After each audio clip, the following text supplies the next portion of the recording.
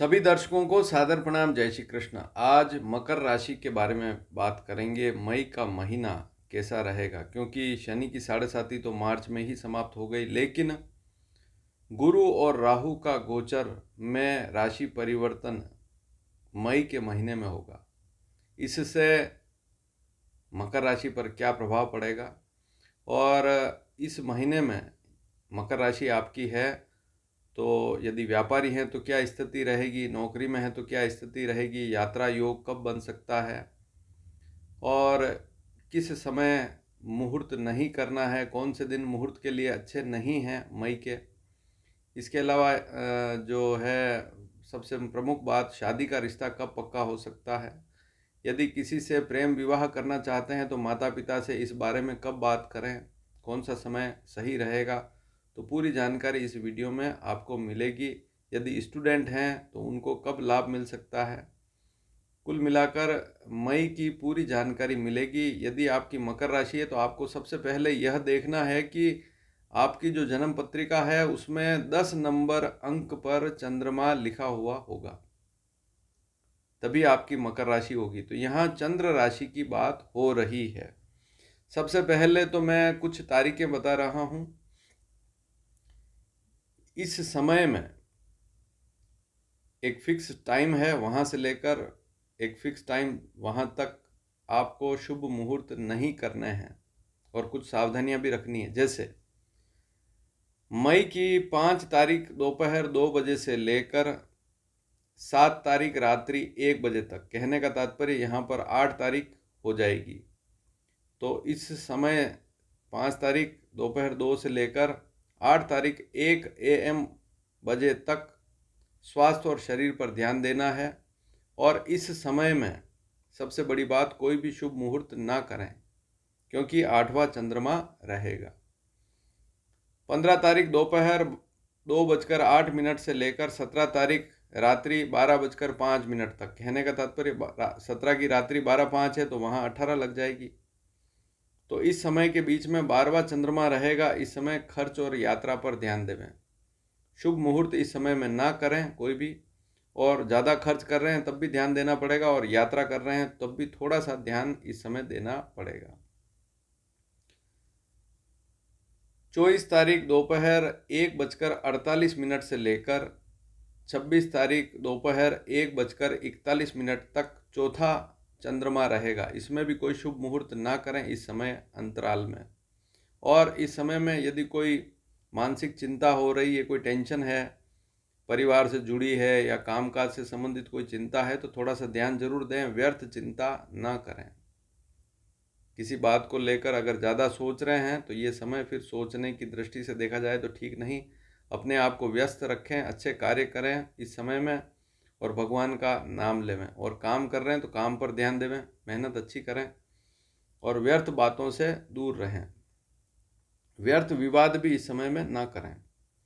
अब चलते हैं विषय पर। भाग्य और अचानक लाभ मिले, भाग्य की दृष्टि से देखा जाए या अचानक लाभ इस महीने में कब मिल सकता है, तो 23 तारीख से लेकर 31 तारीख का समय सर्वोत्तम रहेगा। यह समय आपको अचानक लाभ दे सकता है।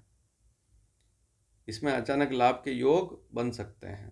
नौकरी की दृष्टि से देखा जाए तो 18 तारीख से लेकर 31 तारीख का समय शुभ रहेगा। अगर आप नौकरी कर रहे हैं, मकर राशि है, नौकरी में है, चाहे प्राइवेट हो चाहे सरकारी नौकरी है, तो 18 से 31 तारीख के बीच में काम अच्छा करें, वहाँ पर भी अच्छी स्थिति रहेगी। और कुल मिलाकर इस समय में आपको सुख मिलेगा जो भी काम कर रहे हैं उसमें। और इससे पहले वाला समय थोड़ा सा दिक्कत वाला, दौड़ भाग ज़्यादा या कुछ समस्या रह सकती है। नई नौकरी अगर ज्वाइन करना चाहते हैं तो 19 तारीख से लेकर 31 तारीख का समय सर्वोत्तम रहेगा। तो 19 तारीख 18 तारीख बाद ही कोशिश करें, नई नौकरी ज्वाइन कर रहे हैं। और कोई नौकरी से संबंधित कोई बदलाव है तो इस समय में कर सकते हैं। नौकरी में कोई बदलाव नई ज्वाइन करना चाहते हैं और बदलाव करना चाहते हैं तो इस समय में कर सकते हैं। 1 तारीख से लेकर 18 तारीख के बीच में नौकरी को छोड़ना ठीक नहीं। नौकरी छोड़ना चाह रहे हैं, 1 तारीख से 18 तारीख का समय ठीक नहीं रहेगा, इसके बाद ही विचार करें। और वैसे नौकरी में एक नियम यह है कि पहले दूसरी नौकरी हाथ में हो तो पहली नौकरी छोड़नी चाहिए, अन्यथा दिक्कत बढ़ सकती है।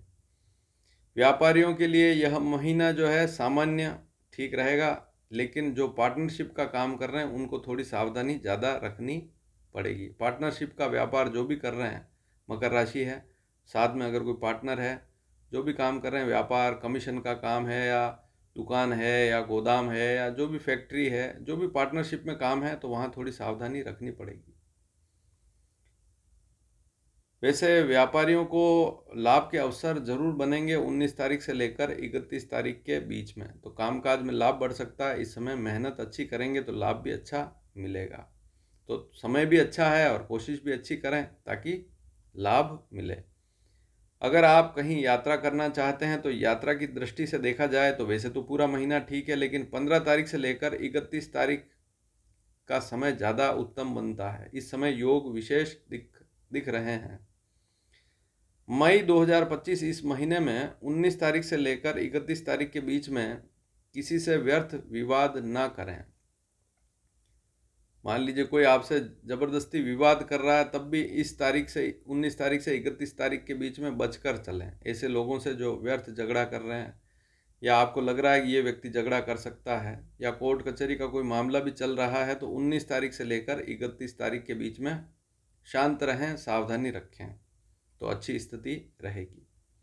जिन बहनों को संतान होने वाली है इस महीने में, बहुत सी ऐसी बहनें जिनको संतान भी होगी, तो 19 तारीख से लेकर 31 तारीख का समय ज़्यादा अच्छा रहेगा। और इससे पहले भी संतान हो सकती है, संतान तो कभी भी हो सकती है। देखिए, जन्म और मरण इसमें तो कोई समय निर्धारित है ही नहीं, कभी भी किसी का जन्म हो सकता है। अगर संतान का समय पूरा हो गया, 9 महीने पूरे हो गए, 8 महीने में भी हो जाती है बहुत सी बार संतान, 7 महीने में भी हो जाती है, और मृत्यु भी कभी भी हो जाती है। इसमें पता नहीं लगा सकते आप क्या स्थिति कब बनेगी। लेकिन फिर भी अगर 19 तारीख से पहले संतान हो रही है तो थोड़ा स्वास्थ्य पर ध्यान जरूर देवें। 19 तारीख से लेकर 31 तारीख के बीच में यदि कोई आपने अच्छा काम किया है, पहले कोई अच्छा काम किया हो, तो इस समय में आपको सम्मान, मान सम्मान की वृद्धि इस समय में हो सकती है। लेकिन अच्छा काम कर रहे हैं तभी, मकर राशि वाले तो बहुत सारे लोग होंगे, सभी को सम्मान थोड़ी मिल सकता है, लेकिन जिन्होंने अच्छा काम किया है, पहले भी किया है, और तो उनको इस समय में सम्मान भी मिल सकता है। जो स्टूडेंट हैं उनके लिए 15 तारीख से लेकर 23 तारीख का समय अच्छा रहेगा। इस समय में कोई कंपटीशन एग्ज़ाम दे रहे हैं तब भी इस समय में पढ़ाई अच्छी करें तो ये समय जो है आपको लाभ अच्छा देगा। इस समय मन भी लगेगा पढ़ाई में। 19 तारीख से लेकर 23 तारीख के बीच में समय और अधिक श्रेष्ठ रहेगा। अगर 19 तारीख से 23 तारीख का समय देखें तो ये और ज़्यादा श्रेष्ठ रहेगा। तो इस समय में कोशिश करेंगे तो और अच्छी स्थिति रहेगी। अन्य जो समय जो नहीं बताया है उसमें स्टूडेंट अगर हैं आप तो थोड़ा सा पढ़ाई पर ध्यान देवें। इधर उधर घूमते फिरेंगे तो फिर पढ़ाई कैसे होगी, तो इस बात को भी आप नोट कर लीजिए। स्वास्थ्य की दृष्टि से, अगर तबीयत की दृष्टि से देखा जाए तो पूरा महीना ही ठीक रहेगा, लेकिन थोड़ा थोड़ा नरम अगर रह सकता है तो उसके पीछे कारण यही है कि थोड़ा खान पान आप इसमें बदलें। अच्छा खान पान रखेंगे तो कोई दिक्कत वाली बात नहीं है। दूसरी बात, वाहन भी सावधानी पूर्वक चलाएं। विशेषकर ऐसे मकर राशि वाले जातक जिनका वजन बढ़ रहा है, अगर आपकी मकर राशि है और आपका शरीर का वजन बढ़ रहा है, पेट जैसे बाहर निकल गया, वजन बढ़ गया है, चर्बी बढ़ रही शरीर में, तो 15 तारीख से लेकर 31 तारीख के बीच में भोजन की शुद्धता पर ध्यान देवें, खान पान पर विशेष ध्यान देवें। गलत चीज़ें खाएंगे तो 15 से 31 तारीख के बीच में पेट से संबंधित समस्याएं या जिनका वजन बढ़ रहा है उनको दिक्कत रह सकती है। गुरु जो है वो 15 मई से चेंज हो जाएगा, 15 मई से मिथुन राशि पर गोचर शुरू कर देगा। और राहु जो है वो 18 तारीख रात्रि 7:30 मतलब 19 तारीख से राहु भी कुंभ राशि पर आ जाएगा, आपकी राशि से दूसरा हो जाएगा, गुरु छठा हो जाएगा। गुरु की स्थिति सामान्य है, राहु दूसरा है, यह स्थिति भी मध्यम है, लेकिन थोड़ा सा इस समय में आपको वाणी पर ध्यान देना पड़ेगा।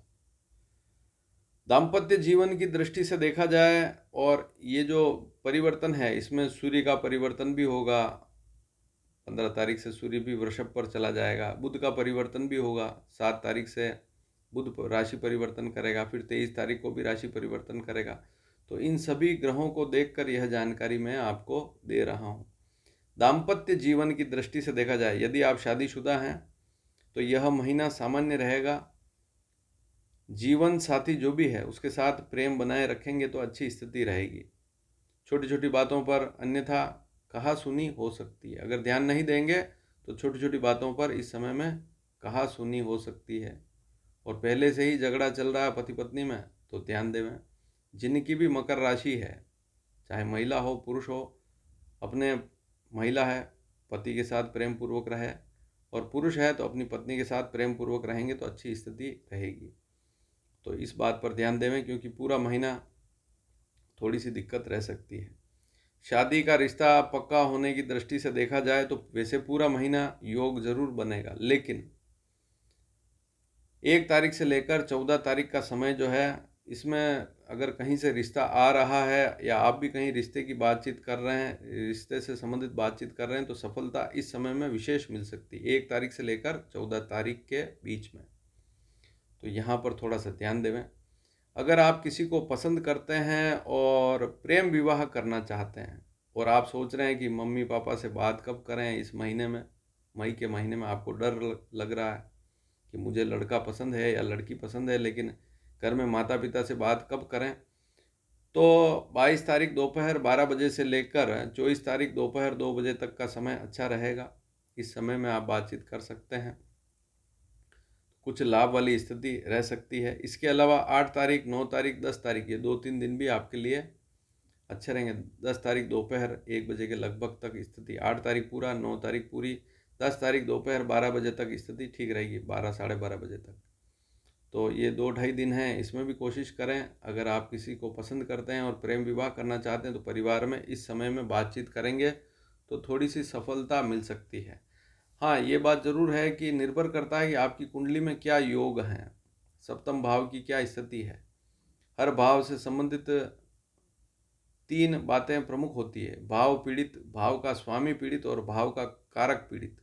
अगर तीनों पीड़ित हैं तो स्थिति बिगड़ जाती है। भाव का स्वामी अर्थात सप्तम भाव में क्या राशि लिखी हुई है, उसका स्वामी कौन सा ग्रह है, वह कहीं पीड़ित तो नहीं, अस्त तो नहीं, राहु के साथ तो नहीं, शत्रु ग्रह के साथ तो नहीं, शत्रु राशि पर तो नहीं, नीच राशि पर तो नहीं। और भाव पीड़ित अर्थात सप्तम भाव में कोई नीच का ग्रह तो नहीं, केतु तो नहीं, राहु बुरी स्थिति में तो नहीं, शनि कहीं नीच राशि पर या कोई ग्रह नीच राशि पर तो नहीं, सूर्य है तब भी सप्तम भाव में शत्रु राशि पर तो नहीं बैठा हुआ है। तो जो ग्रह सप्तम भाव में बैठा हुआ है, सप्तम भाव में कोई खराब युति हो रही, जैसे सूर्य राहु की युति हो, गुरु राहु की युति हो, मंगल राहु की युति हो, शनि चंद्रमा की युति हो, तब भी दिक्कत रहती है। और भाव का कारक, सप्तम भाव का कारक शुक्र, कुंडली में शुक्र को भी जरूर देखें, गुरु को भी जरूर देखना चाहिए। वैसे तो हर एक ग्रह को देखना चाहिए, तो उससे पता लगता है कि वास्तव में क्या स्थिति है। सप्तम भाव के अलावा लग्न को भी देखना जरूरी है, लग्न में कौन सा ग्रह बैठा है, लग्न का स्वामी कहाँ बैठा हुआ है, उसको भी देखना पड़ेगा। उससे पता लगेगा कि व्यक्ति की वैवाहिक स्थिति क्या है। प्रेम विवाह की स्थिति है तो पंचम भाव भी देखते हैं, उसमें शुक्र की स्थिति भी देखते हैं, चंद्रमा की स्थिति भी देखते हैं। तो ये सारी स्थितियां देखी जाती हैं। गुरु को भी बहुत तरीके से देखना पड़ता है। गुरु अगर कुंडली में पीड़ित है तो व्यक्ति की जो विवेक वाली स्थिति है वह कितनी अच्छी है, बुरी है, क्या स्थिति है। बुध की स्थिति भी देखनी पड़ती है। तो हर एक ग्रह को देखना जरूर पड़ता है। लेकिन बहुत सी बार हम देखते हैं कि राहु खराब है, शनि खराब है, मंगल खराब है, यही ग्रह खराब हैं, दूसरे तो खराब है ही नहीं, ऐसा नहीं होता है। कई स्थितियों में मंगल अच्छा होता है, कई स्थितियों में राहु भी अच्छा होता है, कई स्थितियां कुंडली में ऐसी होती है उसमें शनि भी बहुत अच्छा होता है, उनको भी देखना जरूरी है। केतु भी बहुत अच्छी स्थिति में होता है कुंडली में। हर एक भाव भी अपने आप में अच्छे फल देने वाला होता है। तो हर भाव अच्छा होता है, खराब नहीं होता। यूँ नहीं है कि छठा भाव है तो खराब ही होगा, आठवां भाव है तो खराब ही होगा, या 12वां भाव है तो खराब ही होता है। उनके नियमों को समझना होता है कि वास्तव में कुंडली का लग्न क्या है, ग्रहों की स्थिति क्या है, बहुत सारी चीज़ें देखनी होती है। कोई ग्रह कहीं पर अच्छी स्थिति में बैठा हुआ है, लेकिन जिस राशि पर बैठा हुआ है उस राशि स्वामी को भी देखना पड़ता है कि वह किस स्थिति में बैठा हुआ है। जैसे उदाहरण से यूँ समझें कि मान लीजिए आपके घर में कोई शत्रु आकर बैठा है आपका, और आप कहीं और बुरी स्थिति में बैठे हुए हैं, आप भी कहीं बुरी स्थिति में बैठे हुए हैं, तो फिर क्या होगा? एक तो शत्रु आपके घर में आएगा, घर में भी नुकसान करेगा, और आप भी कमज़ोर स्थिति में बैठे हुए, मान लीजिए हॉस्पिटल में हैं, तो फिर क्या होगा? दूसरी बात, कोई शत्रु ग्रह है लेकिन वह आपका मित्र है, आपके घर में आकर बैठा है, तो आपके घर को नुकसान नहीं करेगा।